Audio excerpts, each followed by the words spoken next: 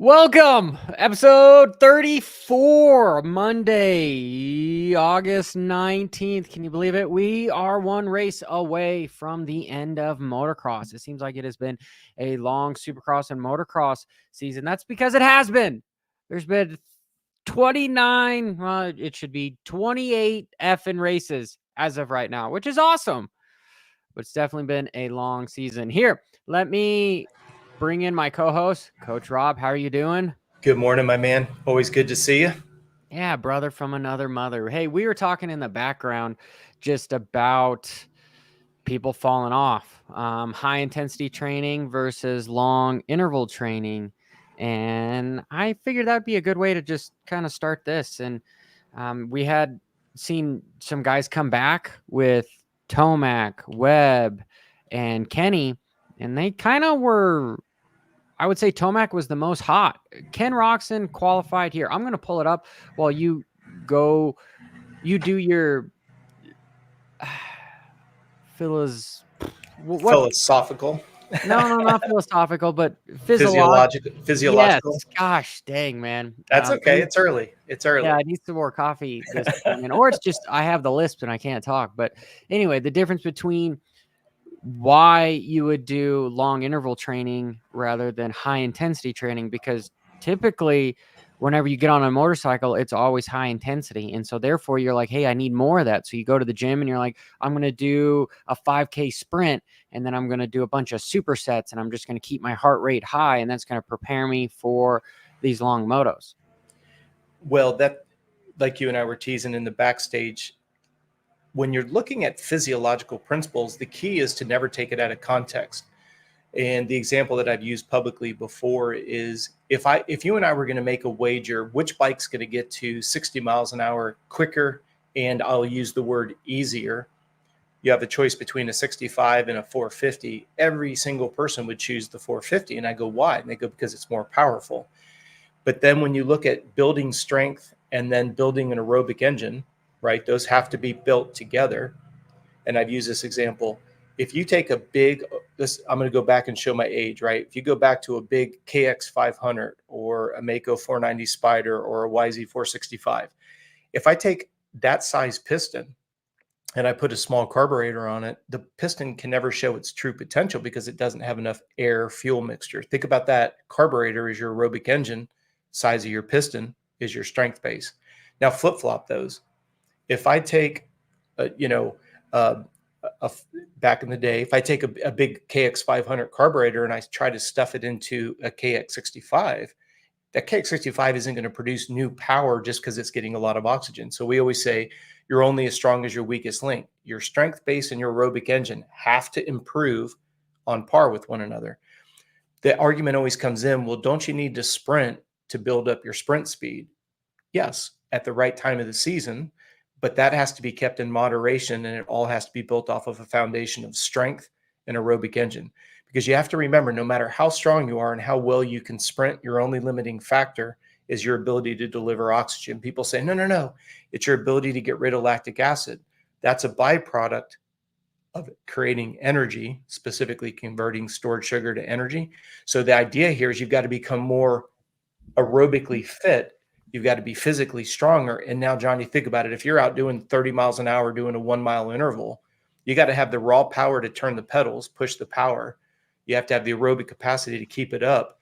And then the word lactate tolerance, anaerobic threshold starts to get factored in. So you don't get fast by doing sprint work. There's always that argument that if you focus on sprints, you're going to be good at what you focus on. Yeah. And just, okay, that this has almost nothing to do with moto, but with fitness. So it falls under the giant demographic of you got to be fit to race dirt bikes. Christian Blumenfeld, the 2020 Tokyo gold medalist for the Olympic distance. And so for people that don't know, for the Olympic distance, that is, it's what, 1,500 meter swim. Then it's like essentially it's a mile swim, 25-mile bike, and a 6.2-mile run. That's the Olympic distance. And he got his ass kicked. Right. Well, he was only off the pace by, and again, this is where bring it back to relevancy. But he got his ass kicked in the 2024. Well, he was only a minute off after he spent 3 years racing long distance. So this is where there was another podcast where there was one of the top pros trainers was out there saying that you can't take a muscle fiber type and go into a different quick twitch going into slow twitch going into quick twitch. And it's funny you bring up Christian Blumenfeld because he's a perfect example that that comment is 100% false. Well, Because the reason why I do it, Coach, is because I think he's the guy that has the record for the highest VO2 max ever recorded, which is something like 95 to 103, something just yeah, ridiculous. it was ridiculous. But to your point, though, he's validated that he can do it, what we call Olympic distance, under 2 hours. He's won the half Ironman World Championships, and he was third at the Ironman distance.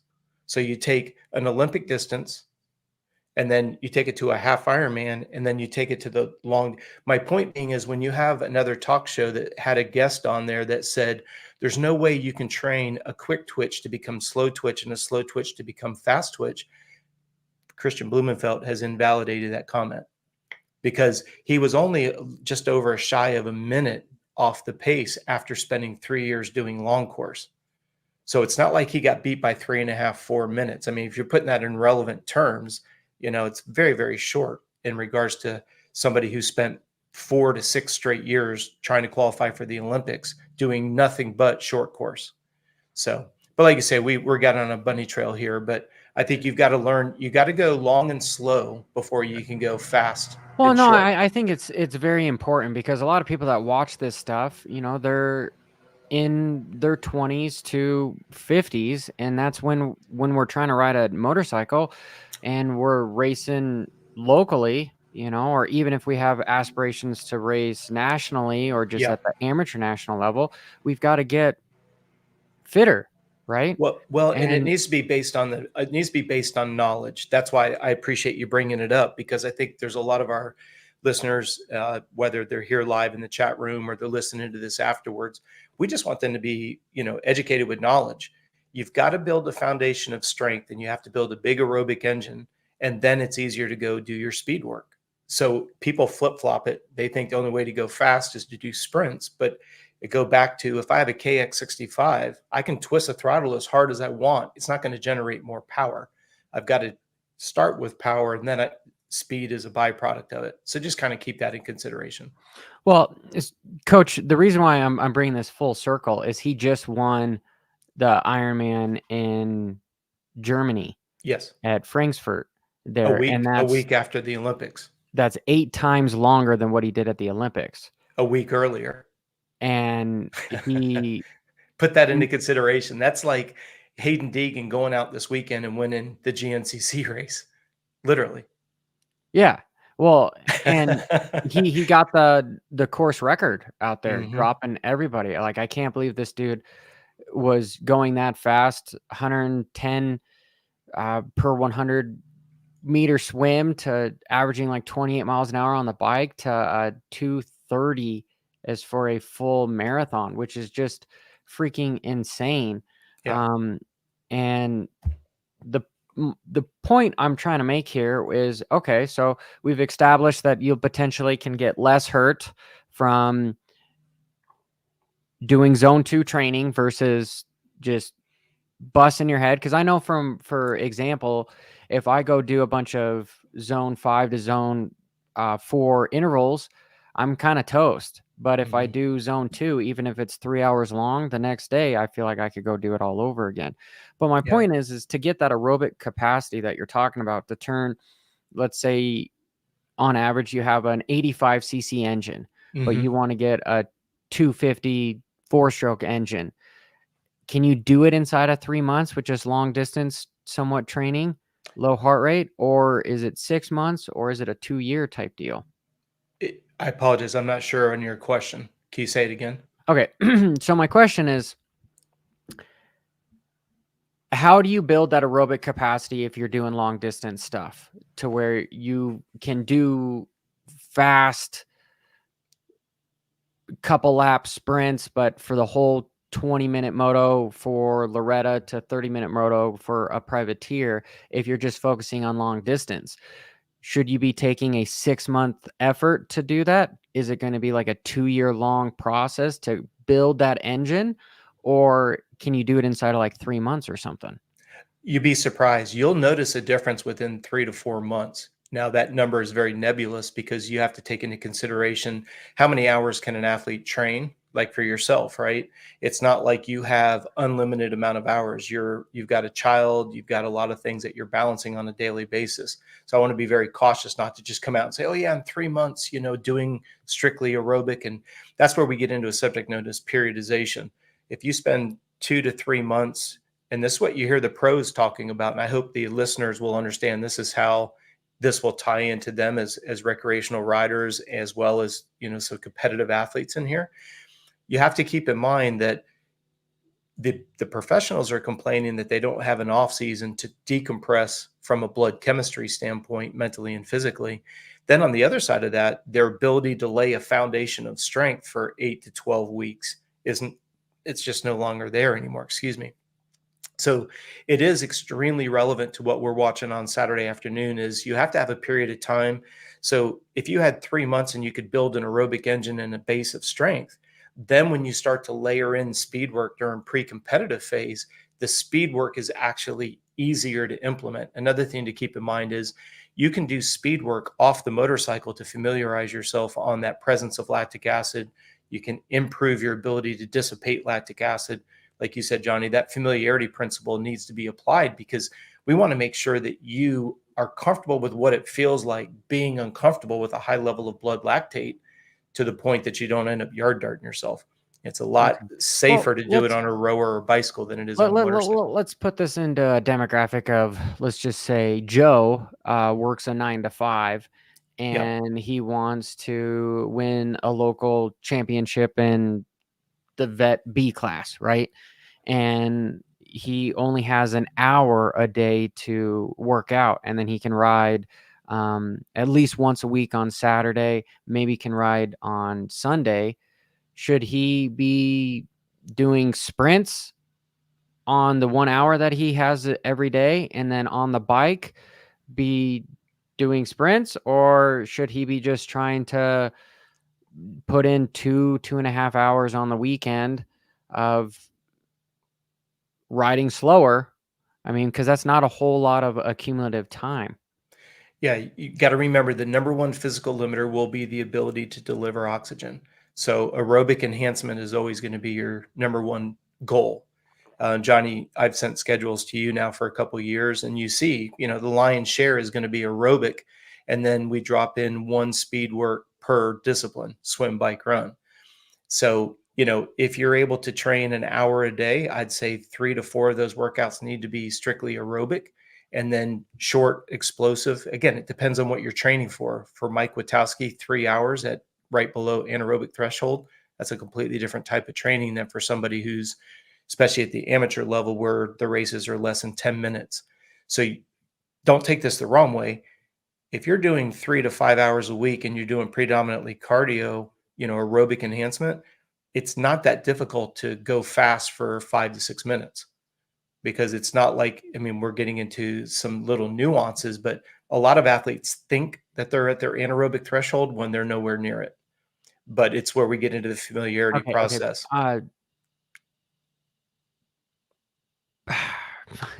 So lost for words this morning. Go deeper, dive deeper into that. What do you mean by when they think they're at their anaerobic threshold? Like, talk to me as if I'm a 2-year-old. So you hear so many, before we had the proliferation of heart rate monitors, everybody went off of the PE scale, the perceived exertion scale. And so what ends up happening is if I ask you as an athlete to go out and I need to see what your anaerobic threshold effort is, and I take a lap time and I download your average and max heart rate, and then we go into a clinic, you download that data and you go, yep, for sure I'm at my anaerobic threshold. And then we go and we put it in a lab testing. Most people are not pushing their body physiologically to the intensity level that they think they really are. Now, Johnny, I've challenged you on this when we do our field testing, right? We take our field testing and we utilize that to put together your heart rate spreadsheet, your heart rate zones. So whenever somebody says, man, that zone 3 feels really, really easy, well, you got to remember we're basing that range off of your max heart rate. So, and you and I have talked about this specifically. From phase 1 to phase 2, did you get faster because you physiologically have improved? The answer could be yes. Or is it because you're more familiar with what those upper zones feel like? Because we've trained after zone 1, we took your max heart rate number, we created your heart rate zones, and then you trained with that for 6 weeks. So you start to become a little more familiar with what a definitive high-end zone 3 feels like. Then when it comes time trial wise, we're trying to spread that energy out over the duration of the time trial. So when you cross that finish line, our goal is that you have no energy left in the tank. So what we're trying to do is we're trying to test the accuracy of the data. If you're physically tired, distracted, hungry, dehydrated, I'm not going to get the same testing results as if, you and I've talked about this. I've said it here on the show.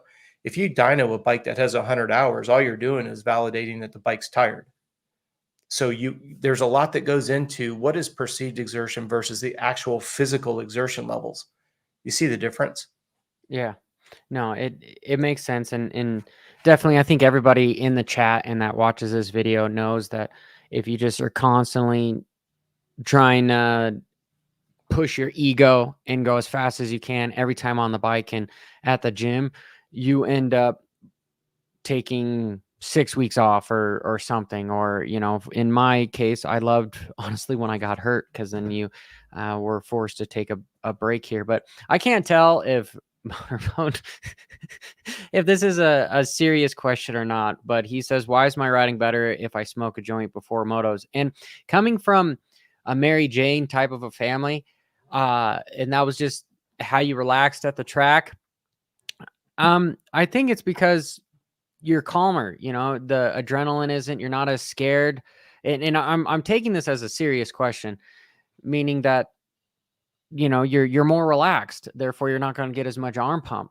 Your performance enhancing, you're going to not be doing as well. But as far as relaxing you and that interpreting into improvement on the motorcycle, I could see that. But coach,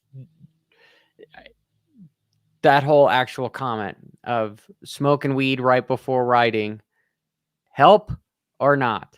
No, I would have to agree with you 100% because you kind of cross that little fine line where it takes the edge off and you get to I don't really give a shit kind of mode. And I think it does. It takes that fear factor off and, almost a little bit, you care less, but you're a little bit braver, if that makes sense, because you're not really factoring in that cost, the risk cost benefit ratio. So yeah, I would have to agree with you 100% on that one. Don't recommend it.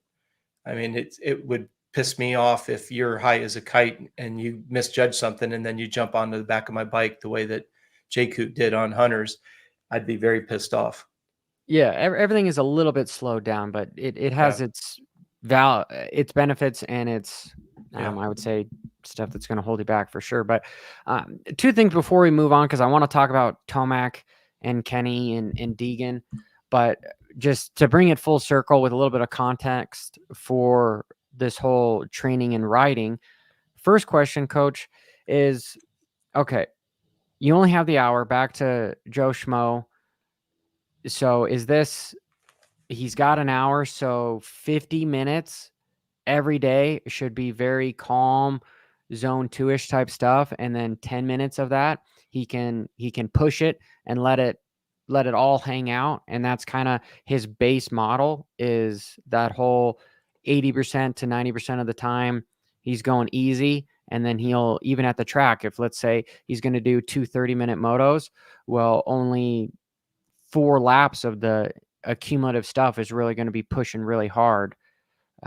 Your thoughts on that, just so listeners could potentially just implement that type of an improvement into their own schedules. No, it's a brilliant question, and I think it needs to be kept simplistic. If you could reverse engineer, how much time are you going to be spending going fast on the weekend? So let's just say you're going to go out and you're going to ride 20 minutes at race pace. Then your goal during the week would be try to do 30 minutes of speed work somewhere between Monday and Friday, preferably towards the middle of the week, so you have a chance to recover. This is where the coaching and the science of performance is so incredibly important, because it's always about reverse engineering. What is it that you're trying to get ready for? So to say for Joe Schmo, I'm always going to say, based on my experience, not my opinion, but based on my experience, when somebody focuses on aerobic enhancement, they're always able to go faster for a longer period of time before they get tired. Because we're all mammals, we need oxygen. The number one limiting factor that slows us down is a lack of oxygen in the bloodstream. So I'm always going to lean towards work on getting, if you have that 1 hour you were talking about, I would keep it all aerobic 2 days a week. And then that 1 day a week, let's just call it, you're doing your cardio Monday, Wednesday, and Friday, just for even numbers. I would do cardio zone 2 on Monday and Friday. Wednesday, I would do a very long warm up. If you have an hour, I'd do 15 to 20-minute warm up, do 20 minutes of interval work, and you could change it up. Do a heart rate ladder, do negative splits, do on-offs, do half mile on, half mile off, mile on, mile off. If you're on a rower, 500 meters on, 500 off. This is where there's all different types of ways that you can push that sprint speed, especially off of the motorcycle, because it's a lot safer. Because, you know, you go anaerobic when you're running, you can just start walking. You go anaerobic on the rower, you just stop pulling. You go anaerobic on the dirt bike, you take a dirt nap. And that's a scary. Anaerobic in the water, you just drown. Well, I was going to avoid the water because I know that's your nemesis. So yeah, I mean, that's the raw reality of it. And to take one extra dynamic and factor it in, always focus on what you're not good at, right? You know, if you're somebody that doesn't like the gym, you probably should get stronger. If you're somebody that loathes cardio, you should probably do more cardio, because you've got to recognize that's probably what's holding you back when you do get on the dirt bike. Okay. Plain and simple. That brought up another question of mine. And guys in the chat, if you guys have questions too, let us know. I mean, there's one here by Ben that Lucas Kunin, who's freaking hauling ass in the MXGPs with his brother Sasha, he's going to go 450 next year. And he's only 17. So I need to do some more research on that and ask some questions, because yeah, I wonder why he would go 450 when Kaida Wolf is the one that looks like he's going to win the championship. Why he would not want to try to win a 250 MX title before moving up, which is insane. But the kid is a phenom on that 250. Love watching him. Those are really some of the only riders that I like watching overseas. But bringing it back, all right, let's just say, again, Joe Schmo, he's working out on a Monday or Tuesday, and he's doing his intervals here, and he's doing a little bit of a sprint work. So he's going to push hard for 5-10 minutes or so, and then he's going to go off to recover. But what happens in the body if he sprints and then he tries to go back to like his normal zone 2, where it's not walking or anything, but he's still moving, and so his heart rate is somewhat stabilizing above that zone 2. So like, okay, let me be a little bit more specific here. So let's just say this individual, his zone 2 is 140, and he goes and sprints to 180, which is pretty peaky, right? Yeah. And then he's going to spend the next 5 minutes or so going slow, but his heart rate never gets back to that 140. It's between the 150 to 165-ish range. And then he sprints again. Is that beneficial, or is it better for somebody to just stop and totally recover before they focus on their sprints again? If you're in competitive phase, I mean, if you think about, there's 3 ways to make a workout difficult: increase the duration, increase the intensity, or shorten the rest interval, which is what you were just articulating there. And what I mean by that is, because you didn't let the heart rate get all the way down to 140, you're essentially starting the next interval without being completely recovered, which puts a little bit more of a demand on your lactate tolerance. Where the science comes into it is, let's say that I'm having you do 10 by 1 mile on the bicycle, or we're doing 10 by 500 on the rower. What's the consistency in the intervals? So for example, if the first 3 intervals on the rower, you're right at 2 minutes, and then all of a sudden you throw anchor and you go 206 or 207, you're no longer improving your anaerobic threshold, because what's happened is the accumulation of lactic acid has just shut the system down. Johnny, I'm going to use a term, it's not relevant to our subscribers here, but that's why we train off of critical speed numbers. If your goal is to slightly bump up your lactate tolerance, you've got to base it on pacing against the actual heart rate itself. So the idea is if I've got 10 intervals that I want you to do, I'm wanting you to complete all 10 of those within a second of one another. So is that 2 minutes or is that 2:15 to get the consistency out? If we put it in the context for the sake of the listeners, if I get you to write down on a piece of paper, you have a 5-lap race and somebody goes out at a 155 and then blows up on lap number 2 and goes to a 205 or a 210, the person that goes out at a 2-minute lap and holds that for all 5 will be across the finish line quicker. If you think about it, instead of at a racetrack, think about it as a runner, right? It's all about the starting line to the finish line, who can ever get there first. And I know that sounds bad or kind of sounds like a corny illustration, but if I get you to think about running a 5K, Johnny, if you run a 17-minute 5K, very few people are going to be like, hey, what was your pace per mile? Maybe you went out and you blew your wad on the first mile and you hung on it, but you ran a 17-minute 5K. Where somebody can run a 16:55 by, you might be quicker in the first mile, but they are able to negative split it. You got to be able to bridge the duration of the race and be stronger at the finish than at the start. That's Tomac's beast mode. Well, right and there. yeah, He's you have never. like Blake Baggett was the same way. And towards the end, that's where it feels like, oh my God, this guy's on a completely other level. And it's like, no, he just didn't get slower like everyone else did. Well, like And we always say, you don't have to get faster. You just have to slow down less than everybody else. But in the endurance world, if you look at the best athletes of all time, they always got faster as the race transpired. That's why the consistency, because it goes back to your initial question. If you're doing interval work, what kind of interval work are you doing and in what training season? If you're in the competitive mode, not recovering 100% is going to work both mental and blood chemistry. If it's preseason, or excuse me, if it's pre-competitive, right? We've just come off of a preseason where your only focus is maximize aerobic function, maximize physical strength.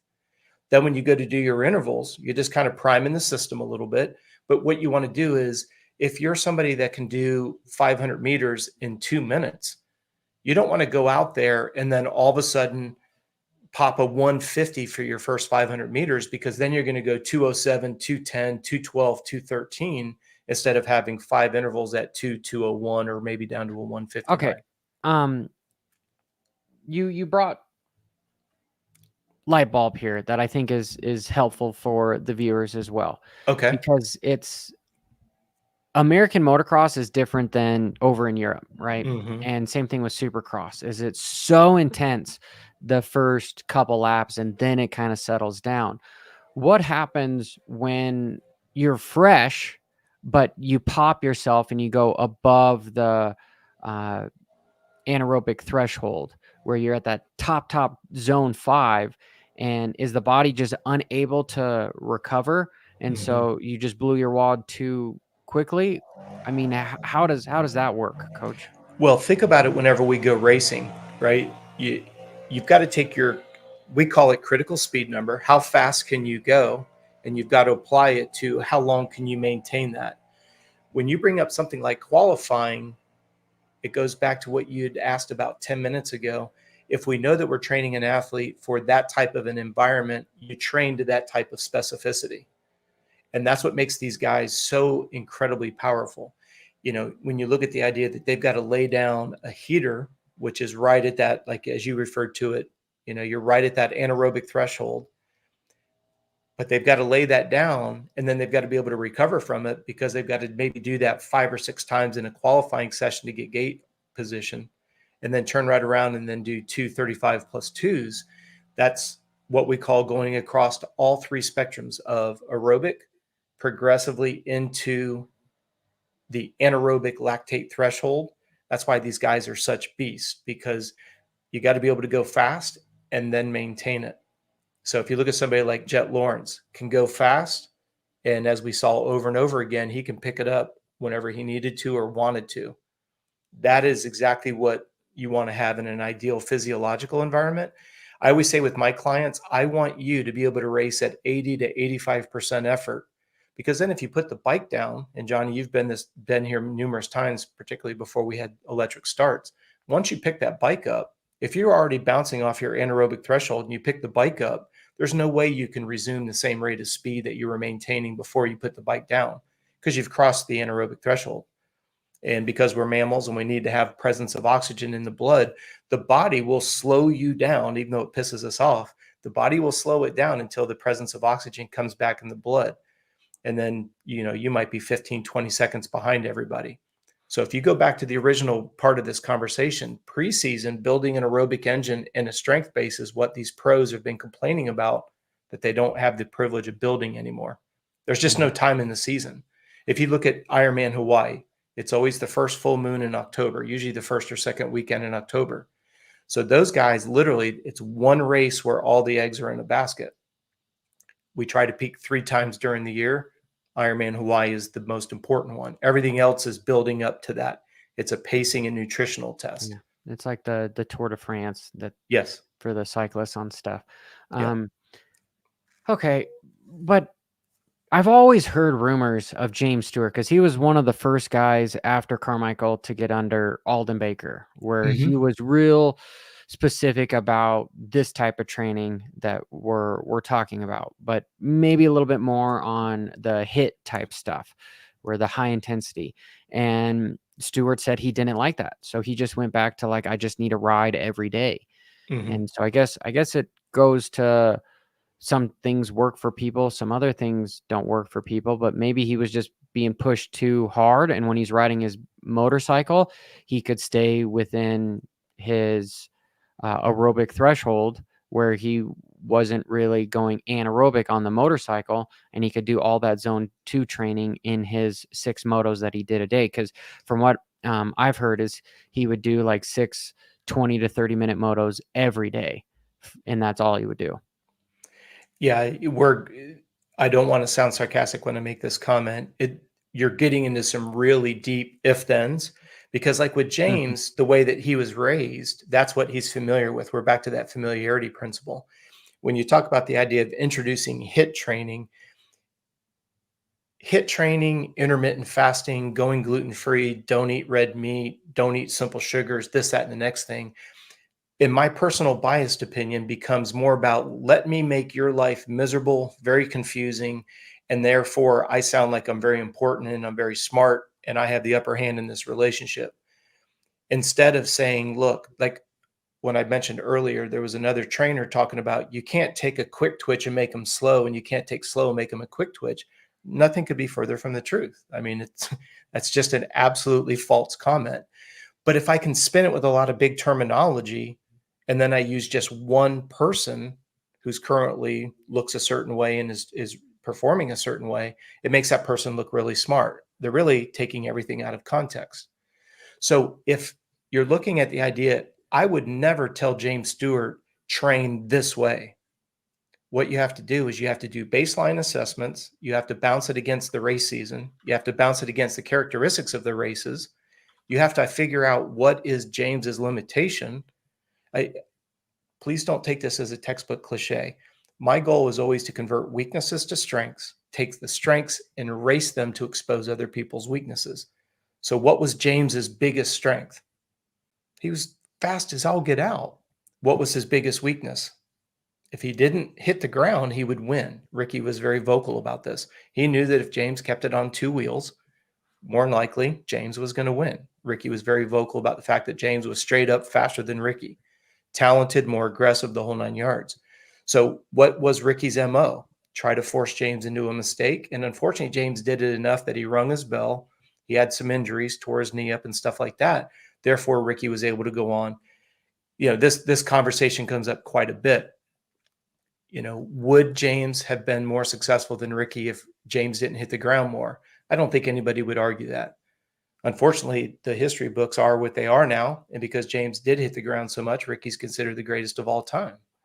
Yeah. Yet the old saying, you got to be in it to win it, right? It's like people saying that Dunge didn't win it because X, Y, and Z people weren't in it. Well, you can say that about Sexton now with absolutely Jet not being there, and then with his Supercross title with Tomac not being there. But Reed has an interesting comment saying that if you go to this bike trail, you can see Tomac's ranch, and you can just watch guys just crush lap after lap after lap. And so I think the preconceived notion is those guys are 1000% race pace the entire time. But They're if not. they're just crushing lap after lap after lap, that is probably their zone 2, where they're just doing that long. And if we know anything about beast mode, that we've said it just a few minutes ago, he doesn't get slower. He just stays consistent. And that's his just engine. Tomac just has this massive, massive, beefy engine. And that was honestly one of Dungey's strengths as well. And that is a good segue to, gosh, I didn't Well, know. remember, there's always an inverse relationship between volume and intensity. So if you see these guys doing a 30-minute moto, their heart rate's going to be lower than if they're doing a 2-lap sprint. That's just physiology 101. Yeah, and obviously being on the bike, we've also talked about this too, is the heart rates have to be specific to the sport that you're doing. If you're rowing, you're not going to be able to do 200 beats per minute because you're going to literally have a heart attack and die. But if you're running, you can. And same thing on the bicycle, your heart rate's going to be higher on the running than it is on the bicycle. Your heart rate is going to be lower on the rower than it is running. And then riding a dirt bike, it's probably going to be higher than all of them. So your zone 2 on the dirt bike could be 160 to 170 just because of the adrenaline, where when you're on your bicycle, it could be 140 to 150. Correct? Well, you mentioned adrenaline. Absolutely, that'll influence it. But just add one dynamic to your comment, and that is the more load bearing, the higher the heart rate. So obviously, you're pushing and pulling around a motorcycle of weight at velocity, offsetting what it's hitting. Heart rate will always unequivocally be the highest on the motorcycle. Running is right below that because of the full load bearing. Below that would be the Concept 2 rower, then to gravel bike, then to road bike or mountain bike, road bike, then down into elliptical, and then into swimming. I want people to think about the amount of load bearing exercise on the body is going to dictate that's why swimming is the lowest, because of the hydrostatic pressure of the water brings the unoxygenated blood back to the heart. Therefore, it's going to be low. If you're on Which a is crazy motorcycle, because usually swimming, sometimes it's the but highest heart rate but yours because is fear. Yours yeah, is fear. And that's what goes back to, it's a good point, Johnny, because it goes back to what we said earlier, perception versus what's really going on. People think that and we don't do this to be disrespectful to the young athletes, but that's what I love about training with a heart rate monitor. If I go and I have you training with our riding coach, Jamie Hunkler, right? And Jamie's got you out there and you're on a track that you're comfortable with. And let's just say, as you said earlier, let's use a general number. Let's say you can go out and moto down a 20-minute moto and you can average between 175 and 185. And then we go to a track that the athlete's not comfortable with, and we don't even see the heart rate get into the 170s.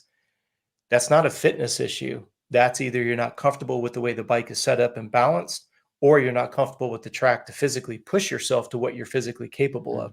A perfect day for me, and I say this with Derek Karras with HP Development all the time, a perfect day for me as a physiologist is when Derek sets a bike up that's fast and balanced, and then I have a rider that's fit physically and mentally and pushes that bike to its capabilities to the point that no matter what the bike pushes back based on speed and what the track is serving up, that the rider can absorb and keep the consistency up. That's a perfect day at the track for us. yeah. Absolutely perfect day. You have a good point, coach, because I know every national that I've been to, I didn't feel like I was pushing that hard. And that was just because, lack of a better terminology, I was scared of how rough the track was. I was Sure. unable with how my bike was set up to be able to push. So it was very frustrating because you left feeling like you didn't leave everything on the table, which was unfortunate. But here, talking about Tomac, and a couple interesting things is he qualified 4th when he came back. Okay. And if we look at Ken Roxon qualified 5th when he came back at Unadilla.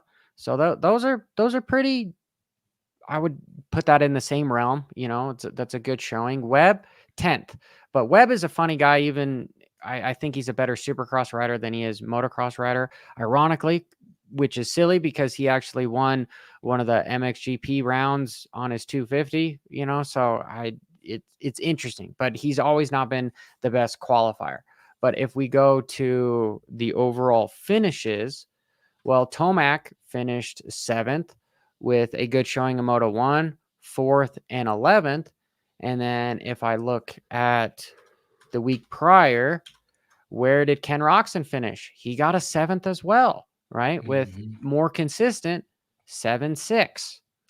And then Cooper Webb got a 15th with an 8th, and then he hurt his thumb for 35th, but he was still able to finish 15th overall. And my point is that both of these guys, mainly Kenny and Roczen, that is a very comparable first showing back after missing the entire motocross season. And I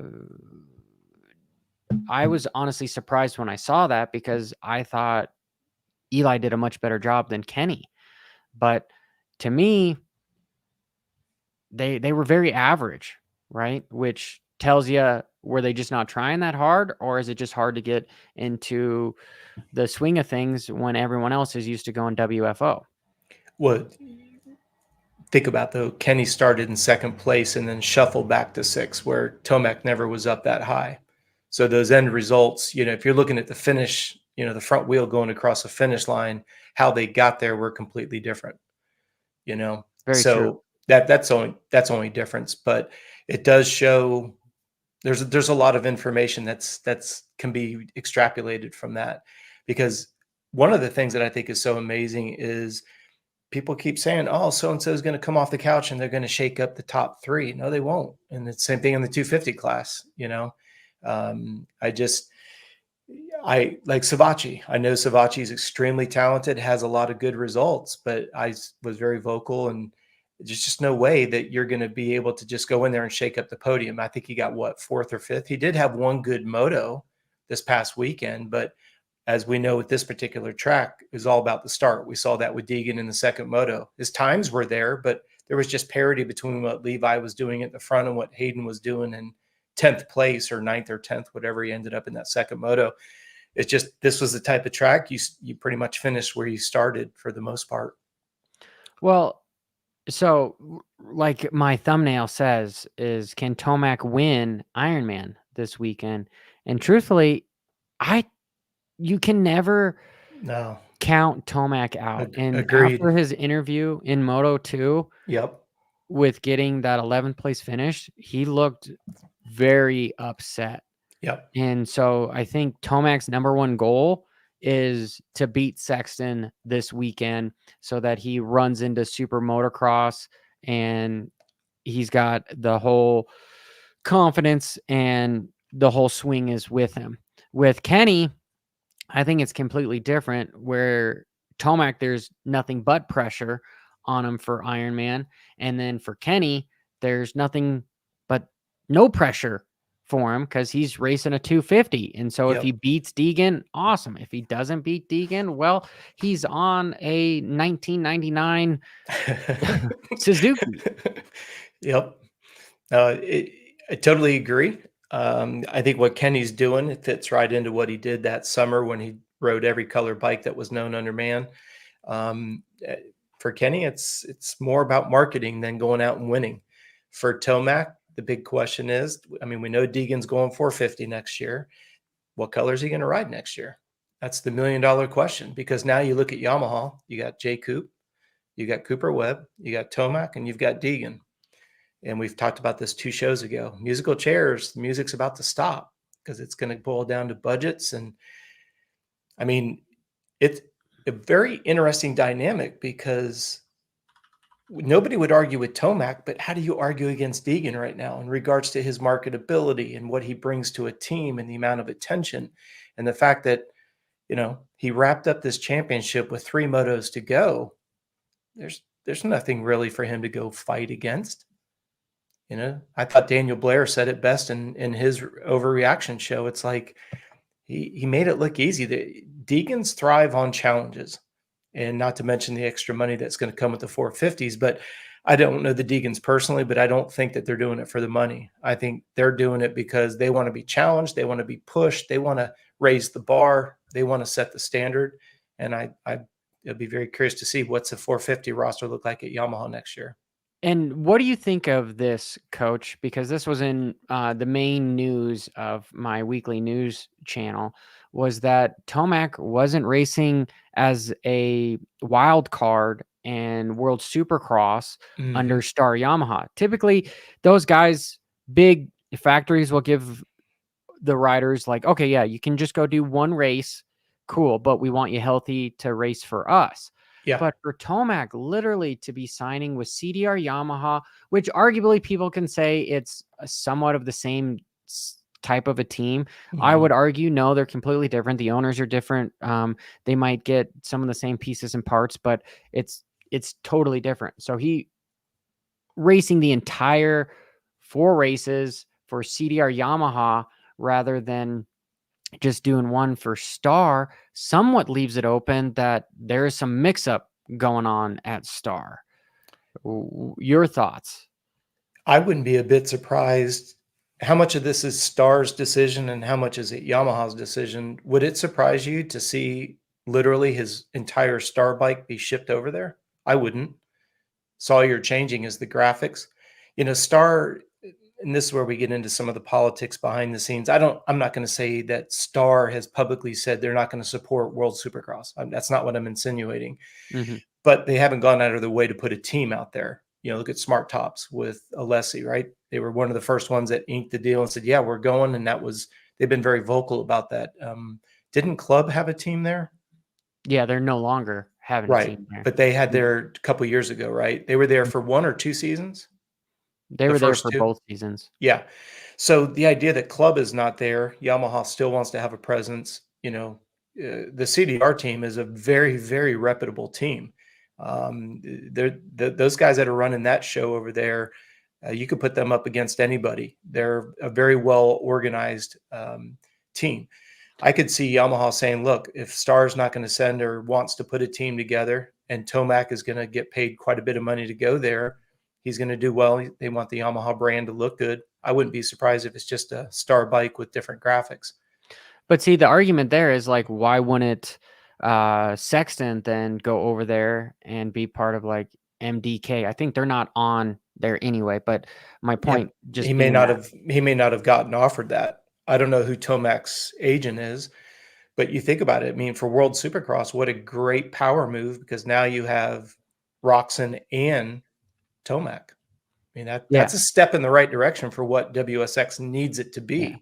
Now, I'm to just your trying point, to. you could read in between the lines and say maybe Tomac isn't going to have a spot back at Star and he's going someplace where he can make up that $1 million, because that's what we know Roczen's getting paid to do WSX. And maybe not even just that, Coach, but maybe Star is going,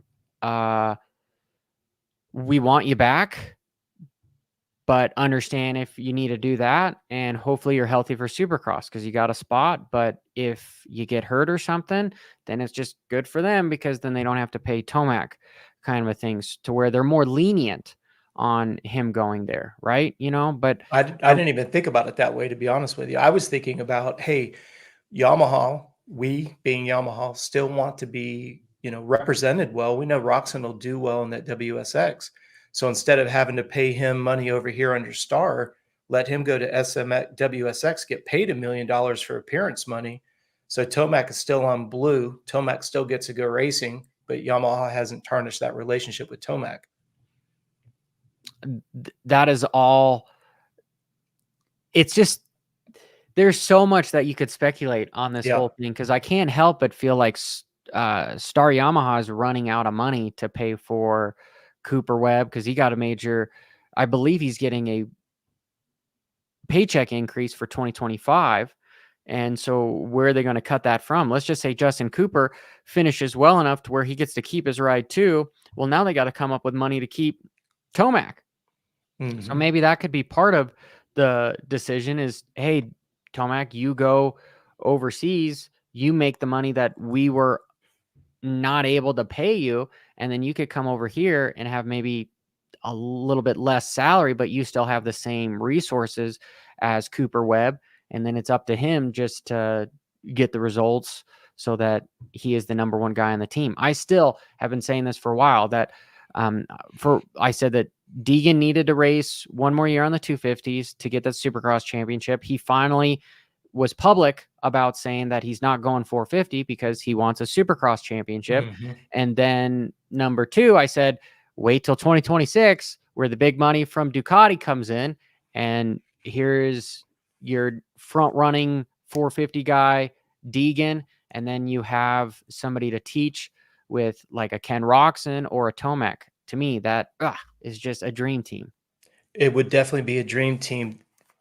I know this is going to sound left field, but you know what's going to be the big linchpin in all of this is how well does Caroli do this weekend on that Ducati at the MXGP? Because you know Brian Deegan, I mean, he was very vocal when he did the interview with Gypsy Tales. They looked at all the 250 platforms that were out there because Deegan could go to any color that he wanted to. And what did Brian say to Chase? What 250 would you have chosen 3 years ago? Everybody wanted on the 250. I mean, we've talked about this as well. Almost everyone on the team was riding for free because a performance-based product or a performance-based program on the Star product, that's a pretty good wager. You have a pretty good chance of making some money doing that. Kind of reminds me of PC back in their heyday, right? The old saying was, everybody wanted a PC ride, but if you weren't successful there, you had the curse of PC, because if you couldn't win there, you probably weren't going to win anywhere else. So that was kind of a double-edged sword. Well, now you take that full circle. Brian Deegan is, in my opinion, is not going to go jump on a Ducati platform no matter how much money they throw at him, because Brian doesn't do it for the money. Brian wants equipment that he knows is going to work. And that's why they chose to go Star. You know, I haven't spoken to his agent. I don't know if Star offered him the most amount of money, but Brian didn't mention anything other than we wanted to be on the platform. And I'm paraphrasing here. He wanted to be on a platform that he knew would win. That's why he went to Star. Because like the old saying goes, give me the platform, give me the equipment. I can make the championships happen. That's how we become wealthy. So the money comes after a byproduct of results. Brian seems it's always going to be about the platform. And it's pretty hard to argue, right? I mean, Cooper Webb's done well on it. Tomac's done well on it. Jake Coop has, I think, surprised quite a few people. It's an interesting discussion in regards of what the agents have done, because I think when they put Jake Coop's, contract together, I don't think they honestly thought that he'd be a top 3 guy. And therefore, it's going to re-up the contract at some level. So now you've got Cooper Webb, who's done well on it. His contract caused a re-up. Tomac's done well. So I don't know. All of a sudden now you've got Deegan, like what was mentioned here in the chat room. Deeg's talking about wanting that 250 Supercross title so he can check that box. Is he going to do that all underneath Yamaha next year? 250 title? Absolutely.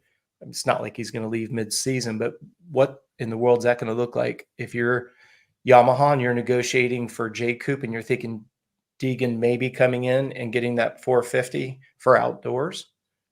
I mean, I've never, correct me if I'm wrong, and somebody in the chat room could certainly do it. Have we seen 4 factory 450s under the Yamaha umbrella before? I can't think of any program that's had 4 factory 450s.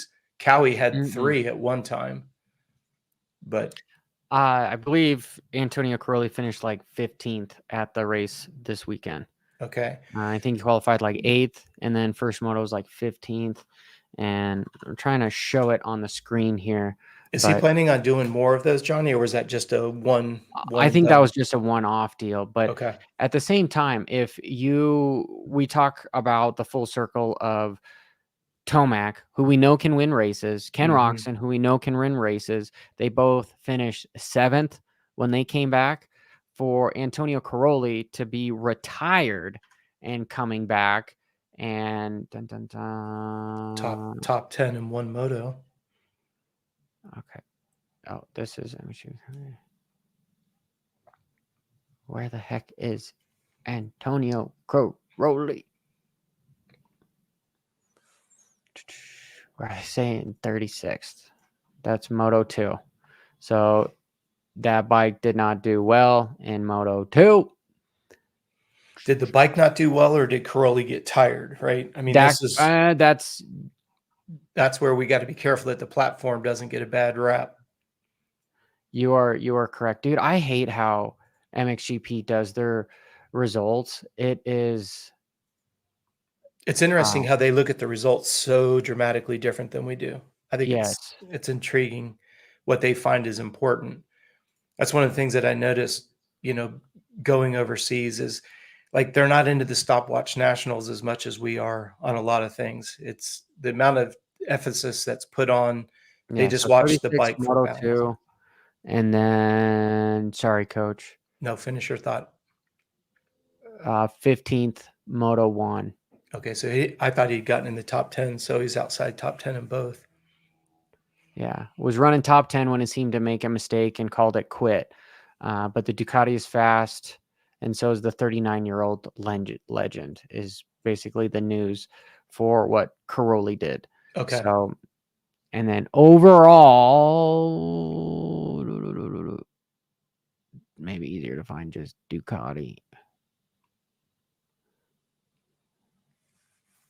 And it's just so powerful when you look at, we all know how good Caroli is. You look at that new batch of athletes, and same thing here stateside. You look at that 250 class, and it's just no disrespect to Savachi, but you're jumping in with a bunch of young, very, very hungry, motivated guys. The fact that the mechanicals have come around is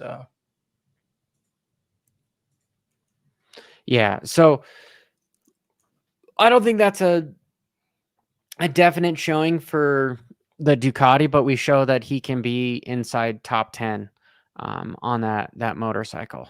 Yep. And again, I think there's more variables there. And that's why I think in 2026, and what we've seen with MotoGP, there's been so much money being infused from Ducati to where they basically own the podium every single race. That's exactly what KTM did when Dungey and Roger DeCoster came over. It wasn't by coincidence that became the bike to beat. Well, they get one of the best riders, and then they throw the most money at it. Same thing that is going with Jorge Martin and all sorts of everybody. Ben Yagi over in MotoGP on these damn Ducatis. I would assume Ducati's going to throw that same sort of effort over here in the United States. I mean, look, they basically made Antonio Caroli shake his head and switch from KTM being an ambassador for freaking 20 years to then switch over to Ducati. So who is Ducati's equivalent for Roger DeCoster at KTM? Who do we know is going to be in the mix at Ducati that has that kind of firepower? Because one of the things you can't argue with Roger is he's got the Midas touch. I mean, Honda of the 80s, over to Suzuki, over to KTM. I mean, goodness gracious. I mean, you can't call it coincidental. Hey, small sidebar, coach, because I want to know what you have, but this was just a gnarly I comment. just saw that. Michael, yep. He just went to the races. He went to Budds Creek, and then he's got chemo tomorrow. Hey, dude, stay strong. You're almost going to make me start crying here. Yep. We all love you, and you got this, right? Yep. I can't sympathize with you, but I can empathize with you. Stay strong. I've got some people in my family currently that have had some gnarly stuff happen with their kiddos, and it's been, dude, you got this. And everybody in the chat room, we're all for you, dude. Yeah. So Yeah. Robin tells him, no words, stay positive and strong. Hell yeah. Yeah. And coach, kind of sorry, trying to move it back. I just want to highlight that because these guys are it's the moto community, right? And we're all for each other. Yeah. Who do you think is when you look at Roger, he had the Midas touch at Honda, and then he left and goes to Suzuki, left and goes to KTM. I mean, he put Suzuki on the map for the first time in almost forever, actually probably since he was there, or when Barnett and Howerton were there in 81 and 82. Then he goes on there and he he gets Dunge, he gets Alessi, he gets on a rampage at Suzuki and then goes to KTM and has the exact same results. Where I just think Ducati has the money, but I don't know, and I'm looking forward to seeing who it would be. I know this may sound a little bit off the wall, Johnny. You know who I'd love to see go to Ducati? You're never going to believe who I think would be cool to go over there. Jeremy Albright. I think he would be absolutely masterful over there. Now, I don't know, because his boys are older now, and when he was at his heyday spinning wrenches for Stewart, and then he went and ran JGR. I mean, he just did a stellar job. He really, really did. If you look at what he had to work with, I mean, it's hard trying to start a team up. They didn't have millions of dollars to be able to assign the James Stewarts of the world, and that was a model that the Coy family was trying to really, hey, you're going to live here in North Carolina, you're going to do it like we do our football team. And it didn't really work out. But I think when it comes to running a team and somebody who is no longer with a team, he's with the AMA right now. But if they were able to poach him from the AMA, I think that would be incredible for Ducati. Honestly, that doesn't surprise me. Larry Brooks, I got to give Tim a nod on that. That would be another bad dude. That would be a good one. Yep. I forgot about Larry. And along with the influx of money to be able to do what you need to do for a race team, heck yeah. Tim, I would give Tim the nod on that. That would be a really good one. But hey, guys, I know we're at the peak viewership right now, but I've got a little girl that I got to go help make some breakfast for and everything. And then I got a crypto live show that I got to get going with. And then I know Coach. Please hit the like button. I'm going to say that because Johnny's always humble and doesn't want to say it. Please hit the like button. Trying to win this game called YouTube, and every hit makes a big difference. We can't thank you guys enough for being in here, but please hit the like button. Please, please. Not a beg, just appreciate it. That's all. And also go check out Coach Rob, his YouTube channel and his podcast, because he's got 2 really good shows every single month about vet riders and navigating amateur motocross. Always learn more. And Coach, that's why I continue to have you on this podcast, dude, is because, I might be out there and you bring it all back in and tell us what's up. So well, I appreciate you squeezing us in. Like you say, you've got that little girl, and I know you've got a lot of things that you're juggling. Thank you for making these a priority on behalf of all the subscribers and the people who listen. I appreciate the effort you put into it. It's a lot of work. Thank you so much. Any good books to explain crypto? Into the Ether is a really good one. And then what was the other one for Bitcoin? Gosh dang it. The book on Satoshi, Tim. The book on Satoshi is a great one to read too. But anyway, that's for another time. Till next time, keep it WFO.